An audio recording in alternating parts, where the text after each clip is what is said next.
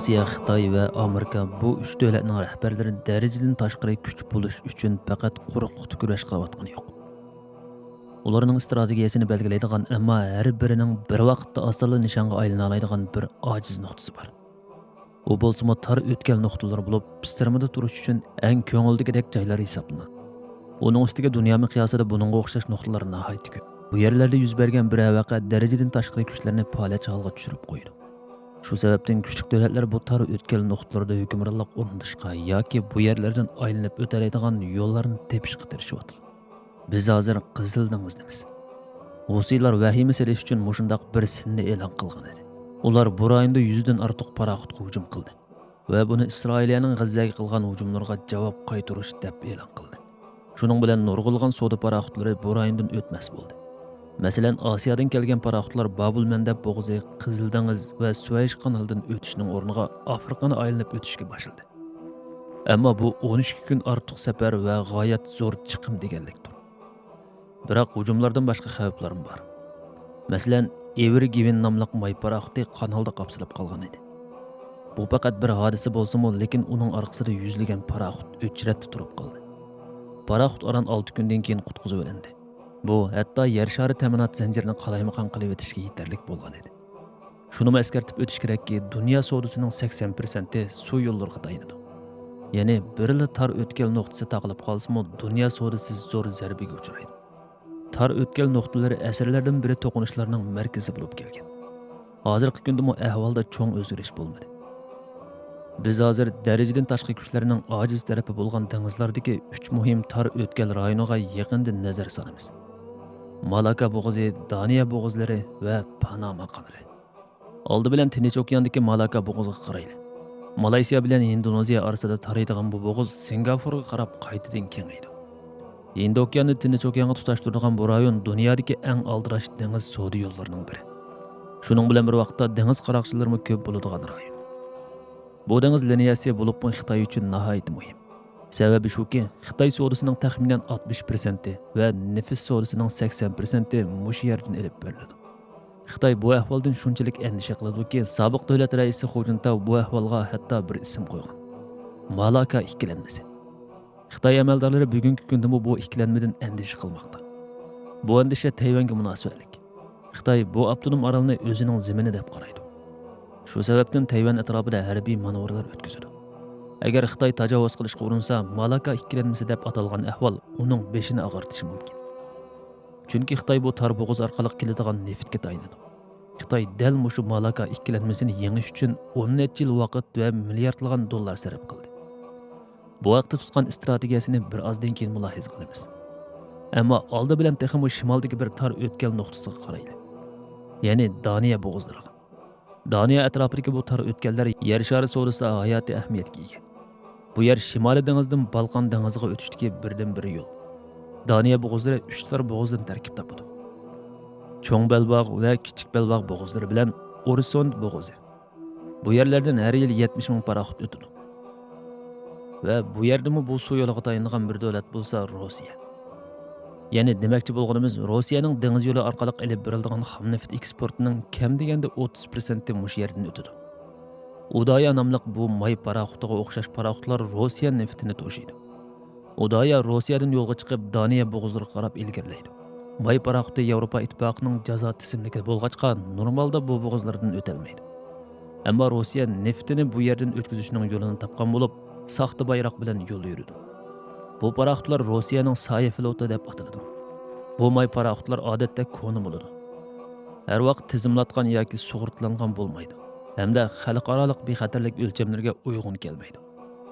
Ular dengizga chiqqan har qanday joyda hodisa va neft oqib ketish xavfini olib yuradi. Agar Yevropa ittifoqi soya flotiga qarshi keskin tadbirlarni qo'llanishga bel bog'lasa, buning uchun eng muvofiq joylar Balqon dengiz va Daniya bo'g'izlaridir. Agar Rossiya bu yo'l bilan neftni to'shay olmasa, neft sanoati zo'r zarbaga uchraydi. Hamda dunyoning yana bir tarafidagi tar o'tkalga qaraydi. Ya'ni Panama kanali. Karib dengizi bilan Tinch okean orasida agri-bugri bir davlat Panama joylashgan. Kanal bu davlatni dal o'ttirdan bo'lib o'tadi. Malaka bo'g'zi va Daniya bo'g'izlari ochiq dengizlardagi tabiiy suv yo'llari bo'lsa, Panama kanali bo'lsa inson tarafidan yasalgan. Yük paraxotlari kanalda yetakchi paraxotlar tarafidan so'rab mangdiriladi va yo'nalish beriladi. Mal to'sh shirkatlari paraxotlarning kanaldan o'tishi uchun zo'r miqdorda pul to'laydi. Amaliyotda bu yerda ilgari so'z huquqiga ega bo'lgan davlat Amerika edi. Kanal yasalishdan ilgari Panama Kolumbiyaga qarashli edi.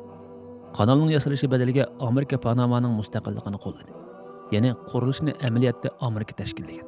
Ammo ig'ir va xatarli ishlarni G'arbiy Hind okeani orollaridagi va Panamadagi qora tanlik ishchilar qilgan. Ammo bu boshqa bir masala.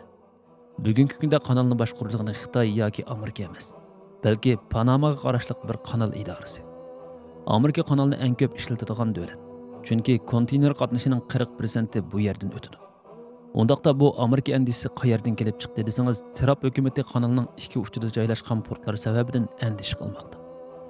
Chunki bu portlar Amerikaning ilgari surishicha Xitoy hukumatining ta'sir ostidagi Hong Kongga markazlashgan bir shirkat tarafidan boshqarilgan. Kanalga munosabatlik texmi cho'ng masala amaliyotda qurg'oqchilik. Yaqinqi yillarda kanalning suv saviyasi shundoq tövallab ketdiki, bu paraxotlar bu yerdan o'tish uchun saqlashga majbur bo'lyapti. Bu mu kechikish va texmi ko'p chiqimga sabab bo'lmoqda. Ish shundoq bo'lganda tar o'tganlar savdosiga tayinlangan cho'ng davlatlar uchun cho'ng bir masalaga aylanadi. Endi navbat bu davlatlarning strategiyalariga keldi. Faraz qilg'ili bo'ladiki, qo'g'dinishsiz qilish bu darajadan tashqari kuchlarga mos keladigan ish emas. Panama kanaliga qarayli. Amerika bu yerda kuch ko'rsatyapti. U askarlarini doimlik manevr uchun Panamaga avatadi. Washington bilan Panama orasidagi harbiy kelishim tuzilgan. Panama xalqi bo'lsa buni o'zining egilik huquqiga qarshi bir tahdid deb qarab namoyish qilyapti. Ya'ni Amerikaning strategiyasi butunlay kuch va kontrolga asoslangan. Rossiyaga kelsak, uning Daniya bo'g'izlaridagi strategiyasi buning dal aksicha. Ko'rinmaslik, radarga tutilmaslik. Soy flotidagi paraxotlar haqiqiy faoliyatini yoshirish uchun o'rnini ko'rsatadigan uskunlarni doim taqib o'tadi. Rossiya yana soda paraxotlarini jasuslik qilish va suv osti kabellarini buzg'unchilik qilish uchun ishlatdi deb ayblanmoqda. Yevropa ittifoqi paraxotlarini tizimlash jarayonini qiyinlashtirish va portlarni texnik qattiq kontrol qilish orqali tadbirlarni kuchaytiradi. Ammo yanada unumi bo'lmadi. Undaqda Xitoyning Malaka bo'g'izidagi strategiyasi. Xitoy Tayvan sababli bir urush portlagan taqdirda Amerikaning Malaka bo'g'zining kontrolligini qo'lga olib, shu orqali neftning ko'p qismini kesib tashlashidan qo'rqadi. Esingizda bo'lsa, Xitoyga boradigan neftning 80% mush yerdan o'tadi. Xitoy shu sababdan boshqa tanlashlarni izlamoqda. Tayland bilan tuzgandek yangi kelishimlarni izlayotdi. Tayland bilan quruqlik ko'riki kelishimi tuzib, ikki uchida portlar bor bir temir yo'l yasashni xohlaydi. Ammo buning bitishi hozircha yiroqdek qildi. Xitoy yana mollarini Pokiston portlari orqali to'sh yarashi uchun Pokiston hukumati bilan yaqinlashib, ancha-muncha natija qozondi. Ya'ni Xitoy tar o'tganlardagi masalalarga qarshi boshqa tanlashlarga yuzlangan bo'lsa, Rossiya yushurnish ko'rinmaslik strategiyasini, Amerika bo'lsa kuch strategiyasini yo'l qo'ymoqda. Bu tar o'tganlarning har qanday birida yuz bergan bir masala boshqalarga ham ta'sir ko'rsatishi mumkin. Ishlar mana shundoq. Tushunganingizdek, tar o'tganlar faqatla pistirma yoki xalqaro masxara temasi bo'lgan hodisalardan iborat suv yo'llari emas. Bu tar o'tganlar tashqi siyosatda, savdoda va harbiy strategiyada hal qilg'uchi rol o'ynaydi. Bu yerdagi masalalar bo'lsa rahbarlar uchun haqiqiy bir bosh og'riqi bo'lmoqda.